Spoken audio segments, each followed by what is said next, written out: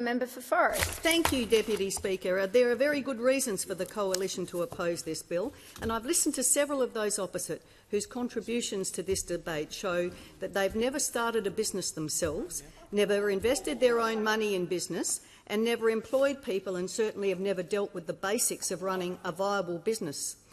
The Labor members have talked a lot about manufacturing, but to start with, every business, manufacturing or other, needs the basics right to start a business and to survive in business. Put simply, when my husband and I bought our dairy business, we had to focus on a couple of core basics: keeping our costs of production as low as possible and growing our production. We had to generate enough income to pay our bills, pay off our loans and grow the business, and pay for our cost of living. And if we didn't do those things and make a profit, we would have gone broke. And no, it certainly was never easy. The decisions of governments can also make or break small and family business, as we're seeing with Labor's decision to shut down the live sheep exports. What members opposite need to take responsibility for is that there is absolutely no question that the government's dreadful economic management has driven up the costs of manufacturing, particularly through the increasing costs of electricity, which is one of the highest in the top 3 costs in most manufacturing businesses. And this has caused a tripling of manufacturing insolvencies since June of 2022. For practical purposes, for any made in Australia, firstly we need existing businesses to actually survive. And it's an issue because around 19,000 businesses have become insolvent since Labor came to office, and it's the highest insolvency number on record since ASIC has been collecting this information. And what a dreadful record that is for the Labor government. And part of that 19,000 insolvency number is the 1,000 Western Australian businesses that have ceased trading, and half of these are in the building sector at a time when we're short of housing. However, I have no doubt that there are even more businesses that have gone broke or failed, those that have simply had to shut their doors and walk away. In my own electorate, I've seen small and family businesses do exactly this because they've had no choice. Labor's bill, MIA, is accurately named because Labor has been and still is missing in action for small and medium family businesses and their workers. This bill is definitely missing in action for the food processing manufacturing sector and their workers, who are so critical in regional Australia and add value to the amazing products produced by our farmers. And it's no wonder Labor's never had any plans for these struggling family businesses and small businesses other than to progressively increase their costs of doing business, increase their personal costs of living, and generally make their lives harder and their businesses less productive. How many times did the Prime Minister promise to lower the power bills of Australians by $275 a year? He also promised to lower the cost of living and lower the cost of mortgages. What small and medium family businesses have had to deal with is the relentless increases in costs driven by Labor's homegrown inflation, driven by an additional $315 billion of Labor government spending. As a result, businesses have had to deal with, or try to deal with, overwhelming increases in electricity for practical purposes for small and family business owners, who might be those ahead in this legislation, meaning virtually every input cost in their businesses has increased, because all of these inputs include the increased cost of electricity to produce or supply them. Historically, Australia's wealth and well-being has been built on cheap, reliable, 24/7 days a week electricity. It's the most fundamental need in households and businesses, and I'd add, as a farmer, quality water is part of that as well. Well, the small and family businesses, even in the manufacturing sector, have had to deal with their interest and mortgage rates increasing 12 times, higher loan repayments, and don't forget those same small and family business people usually have to mortgage their home to finance their small business in the first place. Insurances have gone through the roof. That's if these businesses can actually find an insurer in the first place. They're working harder and longer for less, and then have to go home and deal with the extra red and green tape Labor is imposing, which is strangling the business and costing them a fortune. For instance, the most recent example that the majority of our small and medium family businesses are not necessarily yet aware of is that many of them are looking down the barrel of having to report their Scope 3 emissions to their banks, their insurers, their suppliers and their customers, courtesy of the Labor government. So besides added staff costs and staff shortages, from August 26, small and medium family businesses have 700 pages of new complex industrial relations laws to try to understand and apply to their business, bringing with it massive challenges in managing their casual workers, the casual workers who often choose to be casual because it suits them best, the critical workers in these businesses. So the future made in Australia works as long as you don't employ casuals or contractors, apparently, and many of these small businesses could now have a union representative sitting in their business for the first time, thanks to the Labor government. For our family-owned trucking, transport and logistics business, they are firmly in Labor's sights, facing a revamped Road Safety Remuneration Tribunal set of regulations, whether they are livestock transporters or freight and cartage businesses. And as well, their fuel costs have kept rising. They're paying more tax, and it doesn't matter which smaller family business sector you look at, they're all under the pump from this Labor government. So Labor's Made in Australia doesn't include any of the family farming, trucking, shearing or countless local regional community businesses currently seeing their livelihood compromised and severely damaged by Labor's ban on the live sheep trade. The majority of our surviving small and family business owners are under great pressure. You only have to listen to them to know that. They've often been unable to find workers and have to work extraordinary hours themselves just to keep the business afloat. And in our regional areas, even if these businesses can find workers, there is no accommodation or rental properties available for them.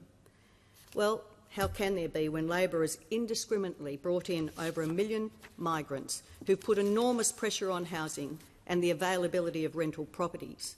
And no wonder tax office figures show that 46% of small family businesses did not make a profit, and 3/4 of self-employed full-time business owners are earning less than the average weekly full-time wage. The Small Business and Family Enterprise Ombudsman data shows that smaller family businesses account for only 33% of GDP and 42% of jobs in the private sector, down from an historic 40% of GDP and 54% of private sector jobs. And what we have, this appears to be a deliberate strategy by Labor, reducing those numbers of small and medium family-owned businesses, at the same time increasing the numbers of public servants, public sector and workers dependent on government or dependent on taxpayers paying their wages. But very clearly, for most important agenda for Labor is that of increasing union membership. No wonder productivity in Australia has declined by over nearly 5.8% since Labor came to government. And for households and families, their real disposable incomes have fallen 8%. Effectively, if you're being paid more, even if you are, you're actually able to buy less with it. So this Made in Australia bill can now spend $3.98 billion of taxpayers' funds in the run to the next election, really targeted at forcing out 90% of our always-on, 24 hours a day, 7-day-a-week power out of our Australia's electricity system. What is our baseload power? A process will cost at least $1.2 trillion by 2030. Now, only a Labor government could believe that all Australian households, businesses and industries can be powered by intermittent or the majority of intermittent energy alone. Minister Bowen has openly said Australia does not need 24/7 baseload power.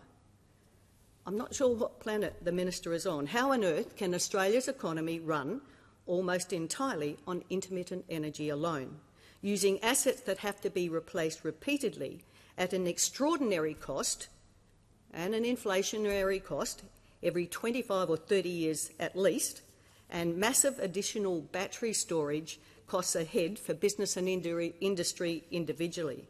We've recently seen virtual wind droughts and gas shortages on the East Coast. and coal has had to fill that gap, the base load. But Labor has a better answer. Minister Bowen's latest idea is that when the grid is short, those with electric vehicles will have to dash home and connect their car batteries to the grid. And somehow this will magically provide refineries, food manufacturers, households and the energy grid with the power they need. Well, given the government is determined that Australia will become a green hydrogen superpower, this will mean at least 28,000 kilometres of transmission lines will be carpeting our parts of regional Australia. And for every kilogram of green hydrogen, at least 9 litres of water is required. So I'm thinking it's going to be good luck to our farmers trying to grow the food on that basis. But there is no mention of food manufacturing in the Made in Australia bill.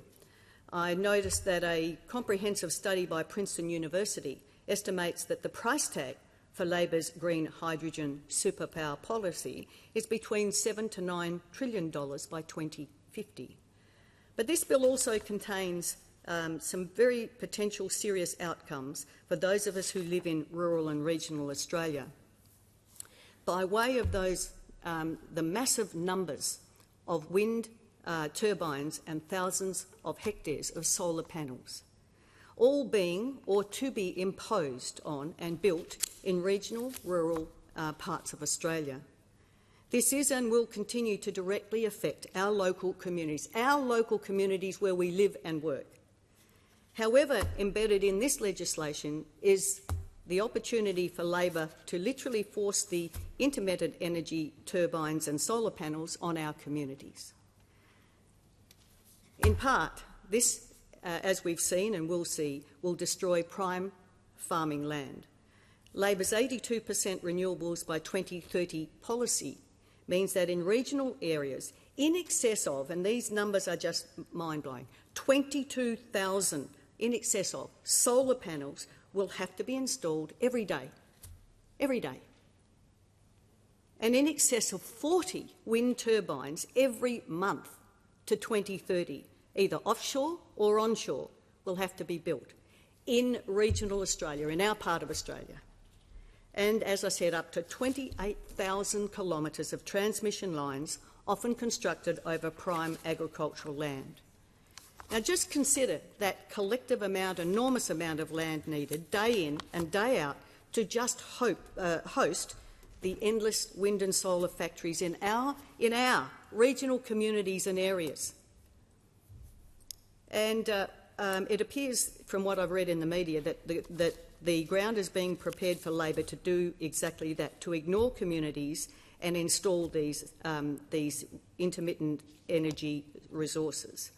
And many communities have resisted this Labor imposition, like those in my electorate in the southwest of WA, who are looking down the barrel of nearly 8,000 square kilometres of offshore wind turbines in the pristine, iconic Geograph Bay. What I'm worried about is that this legislation gives the Minister and the Labor government the power to totally steamroll or ignore and override our local communities. It is something that, Deputy Speaker, I am very, very concerned about. To impose these projects, no matter what the community says or does, that really does concern me. And I read one of the provisions that says Made in Australia support does not need to have regard to the community benefit principles. So in concluding, Deputy Speaker, what I can see from this, it is in large part Labor's attempt to con those of us in regional Australia, regional and rural Australia, that everyone's going to get a prize here, that everyone's going to be better off, to sell us a pup, and that everyone's going to be a winner. But it is specifically designed to force our regional communities, the place where we live and work and retire, a place where our kids grow up, to accept Labor's endless numbers of wind and solar panels and the 28,000 kilometres of transmission lines in our beautiful oceans and our quality farming land. And the Green Hydrogen Superpower Plan compromises our access to irrigation and water access and assets over time. And I see this, unfortunately, as a con job for regional and rural Australia and its small and medium family businesses.